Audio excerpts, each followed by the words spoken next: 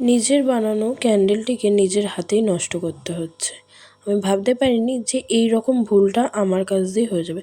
তো যাই হোক, আগে ইন্ট্রোটা দিয়ে ফেলি। হ্যালো গাইস, লাভিরা ক্যান্ডেল চ্যানেলে তোমাদের স্বাগতম। আজকে 30 ডেইজের 9 নম্বর ক্যান্ডেলের ভিডিও নিয়ে আমি চলে এসেছি। তো প্রথমে আমি একটা গ্লাস বেছে নেব। তো এই ক্যান্ডেলটা আমার আবার সেই সি বিচ ক্যান্ডেলই। হ্যাঁ, এটা অ্যাকচুয়ালি আমার একটা অর্ডার এসেছিলো, আর এটা কাস্টমাইজ অর্ডার ছিল। তো তাই জন্য আমি তাড়াতাড়ি করে বসে পড়েছি এর কাজে। তো আগের গ্লাসের থেকে আমার মনে হচ্ছিলো এই গ্লাসটা একটু সাইজে বড়। তো যাই হোক, তো স্টেপ বাই স্টেপ দেখো আমি কী করছি আর কিভাবে ক্যান্ডেলটা বানাচ্ছি। তো ক্যান্ডেলটা ভ্যাক্সটা এতটাই হিট ছিল, তাই আমি ঠান্ডা করতে দিয়ে দিয়েছি। আমি যখন ক্যান্ডেল বানাই তখন প্রায় রাত 12:30, কারণ আমি রাতেই টাইম পাই। তো যাই হোক, খেতে বসার সময় মাকে বলেছিলাম ডান হাতে ব্যথা। মা ওটা শুনে রাত্রিবেলা অমৃতাঞ্জন হাতে নিয়ে আমাকে ভালোভাবে ডলে ডলে লাগিয়ে দিচ্ছে, বলছে ব্যথা সেরে দেবে। যতই হোক, মার মন, সে কি আর মানে।